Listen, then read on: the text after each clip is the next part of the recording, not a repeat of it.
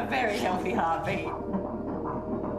Your dates tell me that you're supposed to be 20 weeks, 4 days.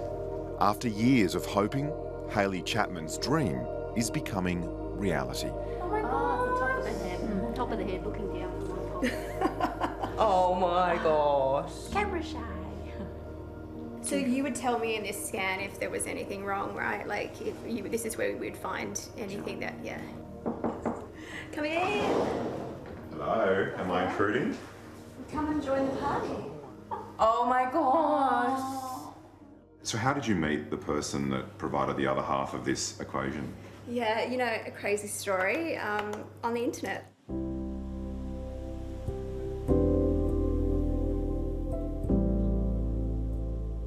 I was very cautious. I wasn't really sure if that was a path. I wasn't sure of the types of people, because in my mind, what sort of person wants to give away their sperm for free on the internet? You know, like, who, why? What's their deal? What are they about? It seemed crazy to me, but it also made perfect sense. Single at 40, Hayley Chapman had already spent $10,000 on unsuccessful fertility treatments. I just felt like I was just another number in a system. Here's your cash, and you know, they're nice. People are nice. Everyone's nice. And look, you know, that it's not that at all. But at that point too, again, I was looking for something different. I wanted more connection, and it just lacked that. And that was my IVF experience. Turning her back on Australia's $500 million fertility industry, she set out to meet her sperm donor on the internet's Wild West. 1,600 members on this closed Facebook page openly schedule their fertility cycles, spruik their genetic suitability, and negotiate levels of future contact between them. Informal male sperm donors still like to keep a level of anonymity. Of course, they do meet the women they eventually donate to. One donor in Perth, who runs Australia's largest online sperm marketplace, has agreed to talk to me on the condition of anonymity. Oh, look, I'm just your everyday guy that's married, happily married. Wife approves me doing this, and I've got 2 children myself, so it's a pretty good gift to know what you're passing on. I believe fresh is best than frozen, and you know, if you want to give your child the best chance in life, fresh would be the way to go. Come on, let me show you where the sperm tanks are placed. Come on here. But IVF Australia says the online method is making would-be mums and dads vulnerable for a whole range of reasons. The reason for freezing sperm is to quarantine it, to ensure that the donor of the sperm can be retested for HIV and hepatitis and other infections.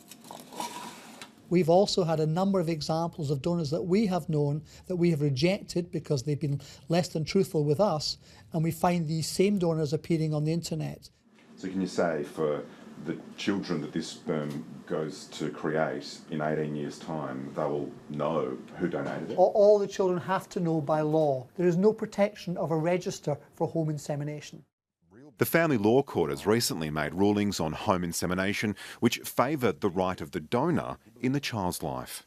Over the years, I have had a number of harrowing personal stories related to me by people who've been caught up in litigation or lawyers who've called me for advice. And almost always these are cases where people knew each other very slightly or not at all.